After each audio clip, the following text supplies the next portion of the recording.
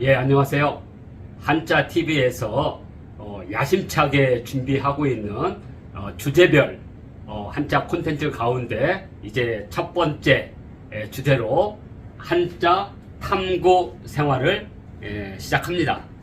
한자 탐구 생활은 한자라는 세계 속에 기발하고 괴이하고 아주 특별한 한자들을 통해서 한자가 만들어서 지금까지 발전 과정을 거치면서 형성됐던 여러 한자들의 문화, 역사, 상징, 철학 등을 소개하는 콘텐츠입니다.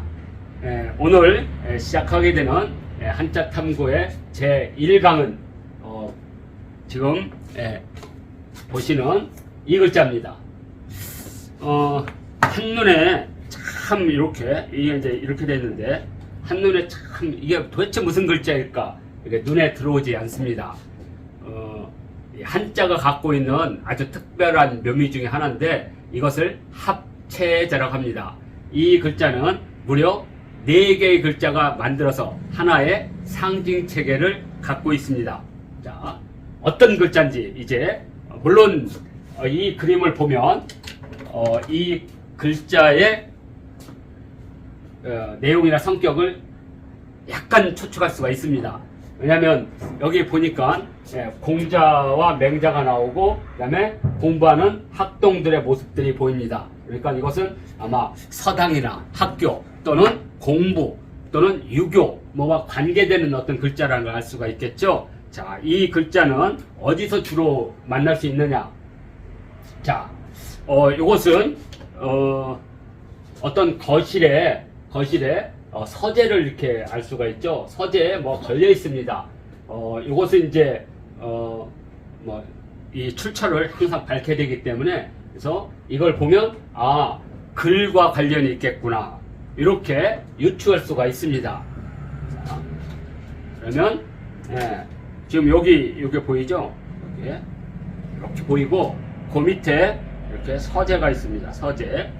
서재가 이렇게 보이고 있습니다. 자, 그러면 다음을 보겠습니다.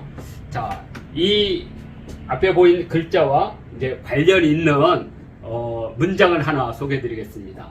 논어에 보면 공야장편에 보면 그 자공이 스승인 공자님한테 이렇게 물어봅니다.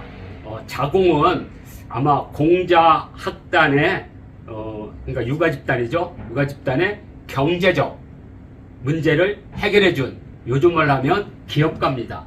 하여튼 이 언변도 뛰어났고 교섭 능력도 뛰어나서 각 나라에 이런 유세를 하던 대표적인 인물이 자공인데 자공이 물어보는 거예요.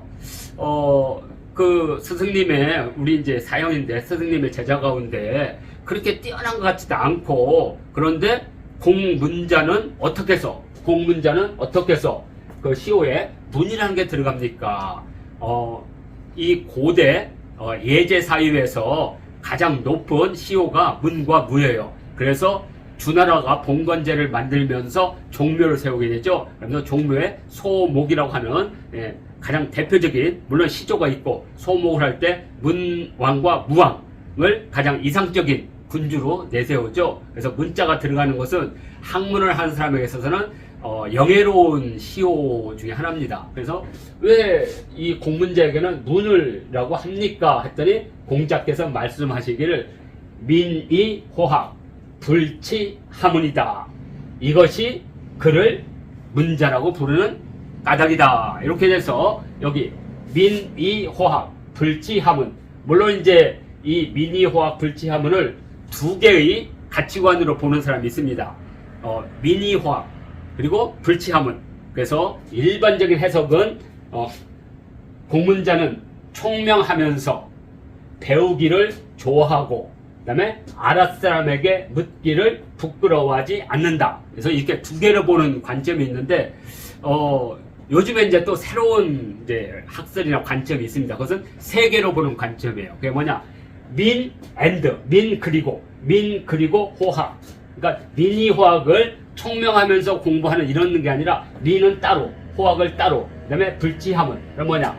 민이라고 하는 것은 빠르다 이런 뜻인데 우리가 배움이나 기업에서 가장 중요한 게 인포메이션, 정보입니다. 정보. 그러니까 정보를 재빨리, 그러니까 어떤 특별한 지역에 어떤 기술이 발전되거나 과학적인 이런 제도가 만들어지거나 하면 그걸 재빨리 흡수할 수 있는 능력. 그러니까 요즘 말 하면 예를 들어서 70년대에 영어를 공부하려고 AFKN을 본다든가 타임지를 구독해 본다든가 그럼 그 속에 많은 정보들이 있죠. 그래서 민을 그렇게 빠르다는 것을 정보를 흡수하는 능력, 정보를 수집하는 능력 이렇게 본다면 호학은 말 그대로 연구하고 관찰하는 능력. 그러니까 정보를 흡수하고 그걸 연구하고 관찰하는 능력. 그러니까 동문자는 좋은 기술이나 정보가 있으면 빨리 받아들여서 그것을 끊임없이 연구하고 해서 알아내고 그리고 불치하문을 아랫사람에게 물어봤다는 뜻이 아니라 이것이 적용해도 되는지 주변 사람들, 그러니까 예전에는 이제 이 사대부들이 하는 일이 그런 학문이나 기술을 가지고 백성들에게 전함으로써 백성들의 삶을 향상시키는 것, 이것을 한자로는 선이라고 불렀거든요. 우리가 선악할 때 선. 그래서 불치하문은 아랫사람에게 이것도 해보면 어떠니 저것도 해보면 또 해보니 어떠니 하면서 끊임없이 탐구하고 적용하는 과정. 이렇게 하면 세 개가 다 되는 거죠. 민, 그리고 호학, 그리고 불치하문. 이렇게 본다면 이 배움이라는 것, 학문의 의미가 정확하게 나올 겁니다. 학문이라고 하는 것은 과거의 어떤 것에 얽매이지 않고 새로운 정보가 있으면 받아들이고 새로운 기술이 있으면 받아들이고 그리고 그것을 끊임없이 연구하고 분석하는 호학정신과 그리고 이것을 끊임없이 또 적용하려고 하는 불치하문의 정신. 그래서 공자께서는 아마 이 세 가지 민, 호학, 하문. 그러니까 민은 정보, 기술이라고 본다면요.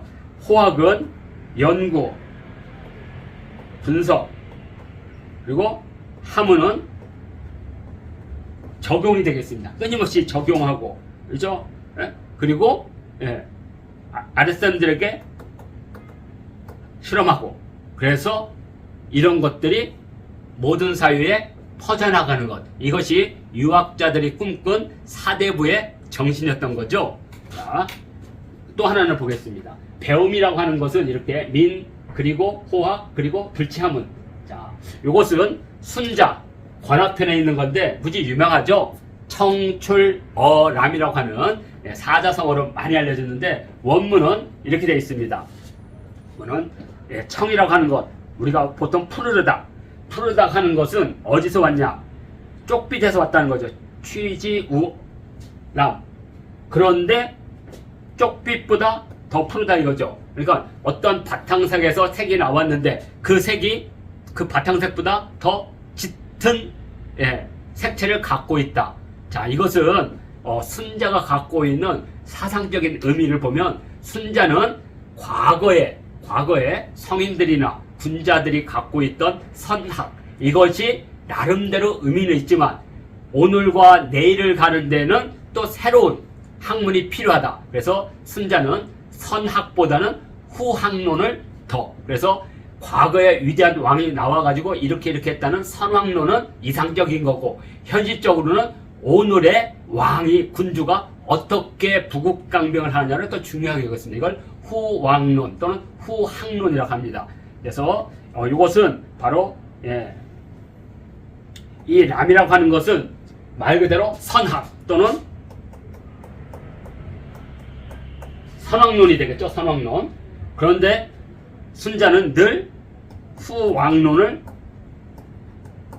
말했습니다. 오늘의 현실의 문제를 해결하고 오늘의 모순을 극복하고 그래서 내일 좀 더 나은 제도와 문명을 일구는 것, 이것이 진정한 배운 자들의 덕목이다 이렇게 봤던 겁니다. 자, 그러면 앞쪽에서 나왔던 이 민의호학이나 후학론의 공통점이 뭐냐? 배움이라는 것이 나타나는 거죠. 자, 그러면 이제 우리가 첫 번째로 봤던 바로 이 글자, 이 글자에 이제 이 글자가 어떤 글자가 만들어졌는지 이제 서서히 윤곽이 드러나겠죠. 자, 바로 이 글자는 4개의 글자가 만들어졌는데, 자, 이쪽에 보면 여기 아들 자자가 보이죠? 여기 아들 자자, 이렇게 아들 자자, 그리고 그 밑에 이렇게 돼 있죠. 이렇게 되면 요게 이제 공이 되겠습니다. 공. 그리고 맹은 요 밑에, 다시 말하면 요 아들 자자에다가 여기 그릇 명자 이렇게 해서 이렇게, 그러면 맹이 되고, 호는 앞쪽에 이렇게 돼 있죠. 이렇게 호, 호. 그리고 학은 전체적으로 이렇게. 그래서 여기 보면 요 아들 자자, 요 아들 자자가 다 4개가 다 겹치죠. 여기 보면 이렇게 공, 맹, 호, 학. 그래서 이 아들자를 기준으로 해서 4개의 글자를 모아서 공맹호학을 하나의 글자로, 그래서 이걸 읽을 때는 음이 없기 때문에 이렇게 하면 당연히 공맹호학 이렇게 읽으시면 됩니다. 자, 그래서 공맹호학이니까 이런 글자를 이렇게 붓으로 잘 쓰셔가지고 한 장을 해서 집안에 공부를 하는 초중고 학생들 방에 이렇게 붙여놓거나 아니면 학원이나 이런 데 학교에서 선생님들이 이 글자를 해서 교실에다가 이렇게 붙여놓으면 아이들에게 많은 자극과 함께 어떤 공부에 길잡이가 될 수도 있습니다. 그러니까 이 글자가 공맹호학의 4글자다. 4글자가 합쳐진 글자다. 이렇게 보고 이것을 정리하면, 여기 이제 공자님이 계시고, 이렇게 공자님이 계시고, 공자님이 계시고, 여기 이렇게 맹자가 있죠. 그래서 공맹, 그래서 공맹호학 이렇게 더하면 요 글자가 되는 거죠. 공맹호학. 자, 그래서 공자와 맹자는 배움을 좋아한다. 공맹호학. 중국의 소학교라든지 또는 학원 또는 뭐 이런 데 가면, 교습도 이런 데 가면 이 글자들이 벽이라든지 또는 그 건물에 많이 붙여져 있습니다. 그래서 이 글자를 딱 보는 순간, 아, 저 글자는 공맹호학의 4글자가 합쳐진 것이라고 이렇게 바로 인식하시면 됩니다. 자, 공맹호학을 뜻하는 것은, 공맹호학이 현대에 만들어진 게 아니라 예전부터 이런 글자들이 있었습니다. 대표적인 것이 청나라 때 향로인데, 여기 보면 공맹호학이 이렇게 표시가 되어 있죠. 공맹호학. 그리고 이것은 이 문묘와 같은 사당인데, 사당에도 당연히 공맹호학이 있고, 또 이것은 이제 서점 같은 데서 책을 사면 책갈피 하라고 이렇게 주는데, 거기에도 이렇게 공맹호학, 요게 우리가 현실에서 자주 만날 수 있는 이 합체자의 콘텐츠입니다. 자, 이렇게 해서 마지막으로 이제 중국 서화가 오동희 화백인데, 이러한 그 합체자를 참 많이 이렇게 붓글씨로 써서 널리 알려진 이렇게 화백입니다. 아주 잘 썼기 때문에 제가 이걸 특별히 모셔왔는데, 바로 이 글자를 통해서 여기 공맹호학이라고 되어 있죠. 공맹호학. 자, 그래서 오늘 한자 탐구 생활의 첫 번째 글자는 공맹호학입니다. 자, 이 한자 탐구 생활은 이렇게 기묘하면서도 마력을 가진 한자의 면면을 소개하는 그러한 채널로, 또 콘텐츠로 운영합니다. 많은 기대와 함께 구독, 좋아요, 알림 설정 해주시면 고맙겠습니다.